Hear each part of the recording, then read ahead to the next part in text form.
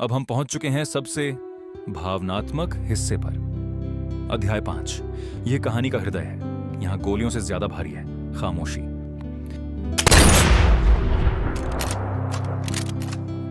अध्याय 5। झूठी शांति और अंतिम बलिदान। डच मर चुका था। सरकार ने अपना वादा निभाया। एबिगेल और जैक घर लौट आए। बीचर्स होप, एक छोटा सा खेत, लकड़ी का घर, खुले आसमान के नीचे नई शुरुआत। जॉन अब सुबह बंदूक की आवाज से नहीं, मुर्गे की बांग से जागता है। उसके हाथ में अब रिवॉल्वर नहीं, हल है। वो खेत जोतता है, बाट ठीक करता है, मवेशियों की देखभाल करता है। धीरे धीरे उसके चेहरे पर शांति लौटने लगती है। एबिटाइल उसे देखती है। उसकी आंखों में डर अभी भी है, क्योंकि वो जानती है अतीत इतनी आसानी से नहीं मरता। एक शाम जॉन अपने बेटे जैक के साथ बैठा है। जैक किताब पढ़ रहा है।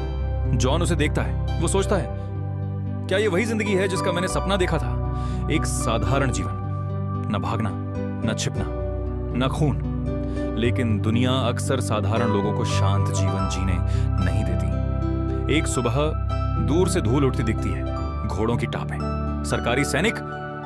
जॉन की आंखें सब समझ जाती हैं। रॉस, वो आदमी जिसने वादा किया था, अब वो लौट आया है, लेकिन इस बार हाथ मिलाने नहीं, हाथ में बंदूक लेकर।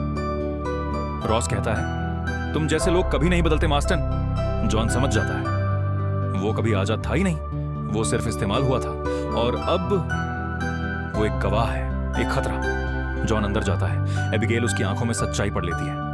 क्या ये अंत है? जॉन हल्की मुस्कान देता है। नहीं, ये शुरुआत है तुम्हारे लिए। वो जैक को गले लगाता है, उसके बाल सहलाता है। मजबूत बनना, मेरे जैसा मत बनना। ये शब्द उसके प्रायश्चित की अंतिम पंक्ति थी। वो एबिगेल और जैक को पीछे के रास्ते से भेज देता है, दरवाजा बंद करता है। अब वो अकेला है। घर के अंदर कुछ पल की खामोशी। बाहर सैकड़ों बंदूकें। जॉन गहरी सांस लेता है। उसके चेहरे पर डर नहीं है, सिर्फ स्वीकृति है। वो जानता है इस बार वो भागेगा नहीं, इस बार वो छिपेगा नहीं। वो दरवाजे के सामने खड़ा होता है, हाथ धीरे से हैंडल पर रखता है। 3 सेकंड पूर्ण सन्नाटा। दरवाजा खुलता है। तेज धूप उसके चेहरे पर पड़ती है। सामने सैनिकों की कतार, बंदूकें तनी हुई। जॉन एक पल के लिए आसमान की ओर देखता है। शायद वो भगवान से नहीं, खुद से बात कर रहा है। यही कीमत है। और फिर दाएं, गोलियों की बारिश। उसका शरीर पीछे की ओर झटका खाता है। खून मिट्टी में मिल जाता है। जॉन मार्स्टन जमीन पर गिर जाता है। लेकिन इस बार वो डाकू की तरह नहीं मरा, वो भागते हुए नहीं मरा, वो छिपते हुए नहीं मरा।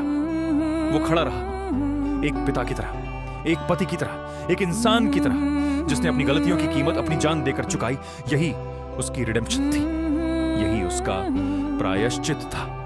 लेकिन कहानी यहीं खत्म नहीं होती। सालों बाद जैक बड़ा हो चुका है। वो अपने पिता की कब्र के सामने खड़ा है। हवा चल रही है। कब्र पर लिखा है, blessed are the piece makers.